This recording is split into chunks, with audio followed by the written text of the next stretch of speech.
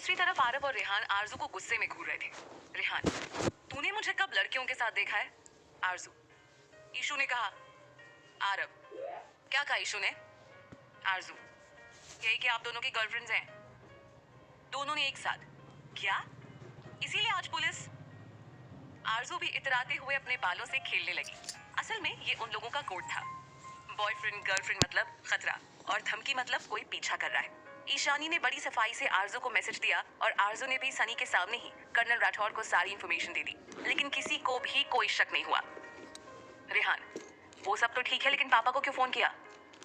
आरजू, वो असल में ना, वो सनी को वहां देख लिया था मैंने और उसने मेरे वहां से निकलते ही वापस से रीडायल का बटन दबाया। मुझे तो पहले ही शक था, इसीलिए। वैसे भी कभी कभी बच्चों को माँ बाप की डांट सुन लेनी चाहिए, है ना? वो भी सच में। आरजू ने भाव खाते हुए कहा तो रेहान उसे मारने के लिए उसके पीछे दौड़ा और आरव उन दोनों की लड़ाई देखते हुए हंस रहा था। अचानक उसे कुछ सूझा। एक मिनट गाइस, तूने कहा कि सनी तेरे पीछे था और वो तेरी बात सुन रहा था और तेरे जाने के बाद उसने रीडायल करके चेक किया? हाँ, मैंने छुप के देखा था। क्या बात है आरव, तो इतना परेशान क्यों है? कहीं ऐसा तो नहीं कि उन लोगों को हम पर या फिर उन दोनों पर शक? ओह शिट, ये तो मैंने सोचा ही नहीं। अब हमें ज्यादा सावधानी से काम करना होगा। हमें उन दोनों को बता देना चाहिए और उन पर हमारी नजर भी होनी चाहिए हर समय। एब्सोल्युटली। उस दिन के बाद पांचों होशियार रहने लगे और हर छोटी बड़ी बात एक दूसरे से शेयर करते रहते, कभी कभी कोड्स के जरिए तो कभी नोट्स और किताबों के जरिए। सनी और अनाया ने भी अपने गलत काम रोक दिए थे और फिलहाल उनका सारा ध्यान उस इंसान को ढूंढने में था जिसकी वजह से उन्हें बार बार नुकसान उठाना पड़ रहा था। शांति से 15 दिन बीत चुके थे, लेकिन सबको पता था कि ये तूफान से पहले की शांति है और इसीलिए सब चौकन्ने थे। एक दिन क्लास में अचानक नरगिस की तबीयत खराब हो गई और उसे चक्कर आने लगे तो ईशानी एक दो और लड़कियों के साथ उसे डॉक्टर के पास लेकर गई। क्लास के बाद आरजू रूम में आई तो ईशानी वहाँ पे नहीं थी। फिर वो नरगिस के रूम में गई तो वो वहाँ भी नहीं थी। काफी समय बीता लेकिन वो वापस नहीं आई तो आरजू को चिंता हुई, लेकिन चूंकि अनाया उसके साथ रूम में ही थी तो उसे लगा शायद नरगिस की तबीयत ज्यादा खराब है, इसीलिए वो लोग वापस नहीं आए। रात में डिनर के समय नरगिस को वहाँ देखकर वो नरगिस से उसकी तबीयत और ईशानी के बारे में पूछती है। इस पर नरगिस कहती है, तुम्हें हमारी इतनी चिंता क्यों हो रही है? हम तो राइवल्स है ना। वैसे भी तो तुम्हें मौका चाहिए होता है हमें नीचा दिखाने का। आज भी तुम इसीलिए आई हो, है ना? आरजू, नरगिस बस करो। तुम्हें पता भी है कितनी देर हो गई है और ईशानी अब तक अपने रूम में नहीं आई है। कैसी दोस्त हो तुम? तुम्हें उसकी जरा भी फिक्र नहीं है। नरगिस, सही कहा तुमने, वो मेरी दोस्त है, तुम्हारी नहीं, तो तुम्हें उसकी फिक्र करने की कोई जरूरत नहीं है, समझी? अब जाओ। अजीत, सही कहा तुमने, वो तुम्हारी दोस्त है लेकिन मेरी बहन है, तो अब सीधे सीधे बताओ कहाँ है मेरी बहन? क्या हुआ है उसे? अनाया, ओ कम ऑन यार, अब उस जैसी लड़कियों का क्या भरोसा? होगी अपने किसी आशिक के साथ। एक जोरदार तमाचे की आवाज। अजीत ने खींच कर उसे एक जोर का थप्पड़ मारा और कहा, मेरी बहन के बारे में एक भी गलत शब्द नहीं। सनी, क्या बात है राठौर साहब, मतलब आप करें तो मजे से, हाँ, और हम कुछ कह भी नहीं सकते। आरव, ओए, ज्यादा चपड़ चपड़ की ना तो मुंह तोड़ दूंगा। अनाया, यार आज ये ऑपोजिशन वाले कुछ ज्यादा फिक्र नहीं कर रहे हमारे दोस्त की, हाँ? मैटर क्या है भाई? वार्डन, मैटर ये है कि हमारे स्कूल के एक स्टूडेंट गायब है और उसे आखिरी बार नरगिस, पूजा और प्रिया के साथ देखा गया था। अब तुम तीनों शराफत से बता दो कि ईशानी कहाँ है और उसे क्या हुआ है, वरना। तीनों लड़कियां घबरा जाती हैं, उन्हें कुछ समझ नहीं आता कि वो क्या कहें। तब अनाया कहती है, सॉरी मैम, मुझे पता है आपसे छुपाना नहीं चाहिए था, लेकिन पिछले कुछ दिनों से ईशानी किसी बाहर के लड़के से छुप छुप कर मिलती थी। पिछले हफ्ते हमने देखा था उन दोनों को। मैंने उसे समझाने की कोशिश की तो उसने वादा किया कि वो ये सब छोड़ देगी, लेकिन। अजीत, तूने फिर अपनी बकवास की। Warden, Ajit, behave yourself. Nargis, Pooja और प्रिया भी अनाया की बातों में मिर्च मसाला लगाकर बोलती हैं।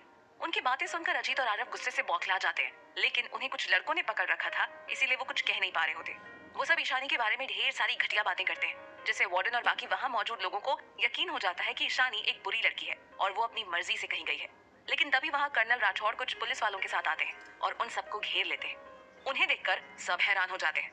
तब कर्नल राठौर नरगिस और दोनों लड़कियों के पास आते हैं और उन्हें गन पॉइंट पर लेकर कहते हैं, हमारे यहाँ लड़कियों को देवी का दर्जा दिया जाता है, हम पूछते हैं उन्हें, इसीलिए हम आप लोगों पर हाथ नहीं उठा सकते।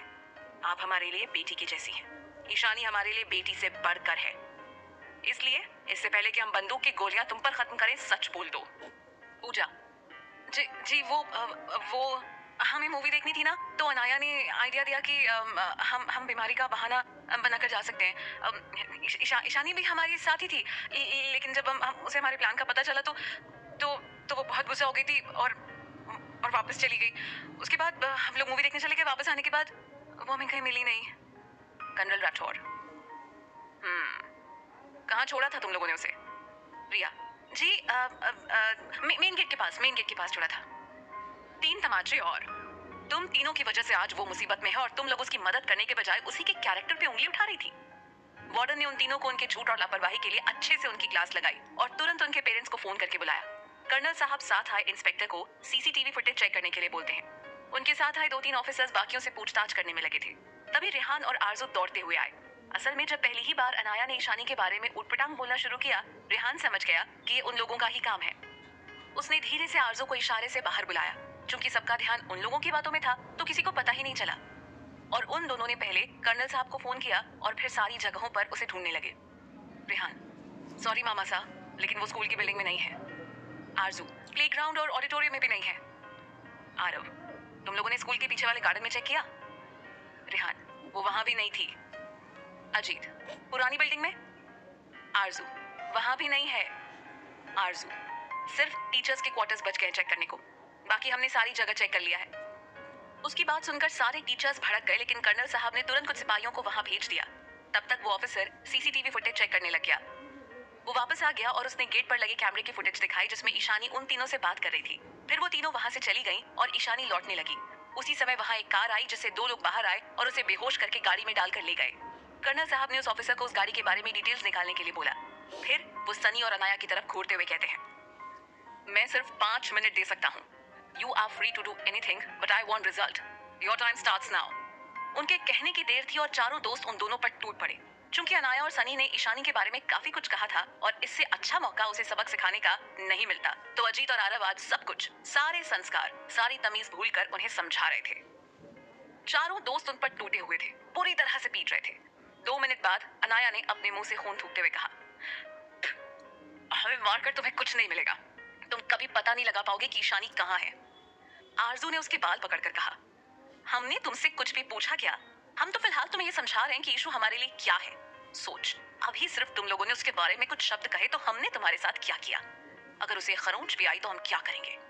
सनी, उसे गायब हुए तो कितनी देर हो गई। अब तक तो, इससे पहले कि वो अपनी बात पूरी भी करता, अजीत और आरव भूखे शेरों की तरह उस पर टूट पड़े। उन दोनों की पिटाई देखकर वहां मौजूद सभी लोग सहम गए। 4 मिनट में अनाया बेहोश हो चुकी थी। उसे देखकर सनी भी घबरा गया। उसकी हालत खराब हो गई थी, तो उसने हथियार डालने की एक्टिंग करते हुए कहा, बताता हूँ। वो लोकल गुंडे होंगे, पहले भी लड़कियों को परेशान करते थे। मैंने कई बार उनको रोकने की कोशिश की तो उन्होंने मुझे भी बुरी तरह मारा था। वही लोग होंगे। हाँ, वही होंगे। तीनों वापस उसे मारने लगे। बेवकूफ समझाया हमें, इतनी मार के बाद भी अकल नहीं आई। बच्चे, तू तो जाएगा ही, साथ ही तेरी बहन भी। नहीं, रुको, उसे कुछ मत करना प्लीज। सब मेरी गलती है, मैंने सब कुछ किया है। मुझे जेल भेज दो, फांसी पर चढ़ा दो, लेकिन उसे छोड़ दो प्लीज, उसे छोड़ दो। कहते हुए सनी भी बेहोश हो गया।